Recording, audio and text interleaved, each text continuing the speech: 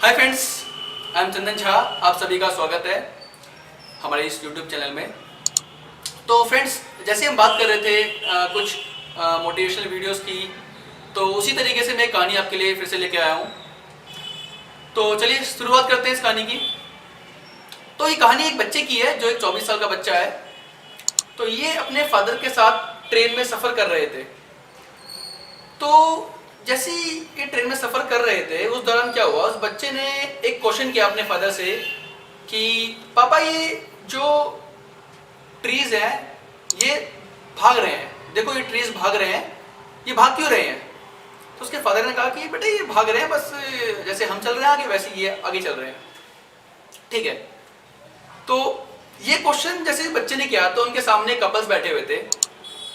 उन कपल्स का अटेंशन उस बच्चे पे आया, उस 24 साल के बच्चे पे आया। तो कपल्स बड़ी अजीब तरीके से उस बच्चे को ऑब्जर्व कर रहे थे। तो थोड़ी देर बाद जैसे ही उस बच्चे ने क्वेश्चन किया, उस बच्चे ने क्वेश्चन किया कि पापा ये देखो ये बादल चल रहे हैं, ये चल क्यों रहे हैं? तो उनके फादर ने बोला कि ये चल रहे हैं बेटा क्योंकि ये भी कहीं जा रहे हैं घूमने। तो फिर उस बच्चे ने कहा कि देखो ये बहुत तेज भाग रहे हैं बादल। तो उसके फादर ने कहा हाँ ये बहुत तेज चल रहे हैं क्योंकि इनको जल्दी आना है। ठीक है। फिर थोड़ी देर बाद ही उस बच्चे ने बोला कि ये देखो पापा ये नदी चल रही है, बहुत तेज चल रही है नदी, देखो। तो जो कपल्स बैठे हुए थे साइड में, उनके सामने जो बैठे हुए थे कपल्स, वो बड़े इरिटेट हो रहे थे। तो उनमें से एक ने कहा, क्वेश्चन करा कि सर आप इनको, इस बच्चे को किसी अच्छे डॉक्टर के पास क्यों नहीं ले जाते आप, इसको ट्रीटमेंट की जरूरत है।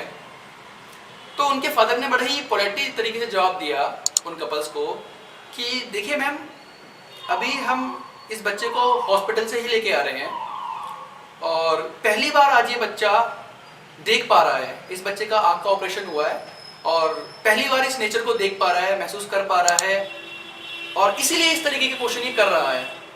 इससे पहले इसने कभी नेचर को देखा नहीं था और पहली बार इनका ये विज़न है नेचर के रिगार्डिंग।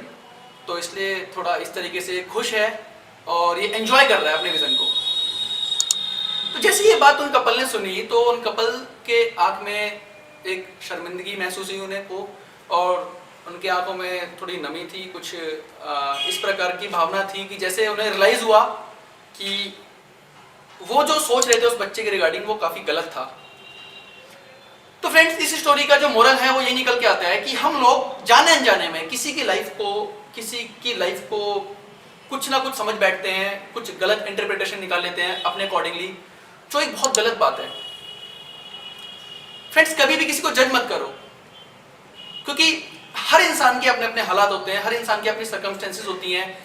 हम क्यों किसी के बारे में नेगेटिव बोलें? हमें कोई हक नहीं है किसी के रिगार्डिंग नेगेटिव बोलने का और किसी को भी कुछ गलत बोलने का।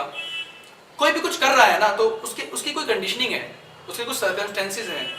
तो बिना किसी को जज करे, you don't have right to speak anything wrong about any particular person.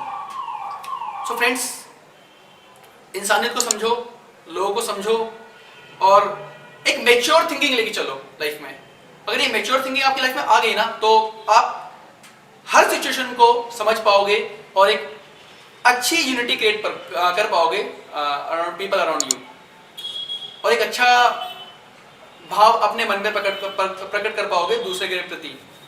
Friends, हर लोगों को समझने की कोशिश करो, क्योंकि अपना मन साफ रखोगे ना तभी दूसरे को समझ पाओगे। Thank you friends for watching this video and I request you all, please सबको समझो, किसी भी इंसान को गलत मत बोलो, अपने आप को लेके चलो और अपना जो देखने का नजरिया है ना वो चेंज करो और सब कुछ ऑटोमेटिकली ठीक हो जाएगा। Thank you friends.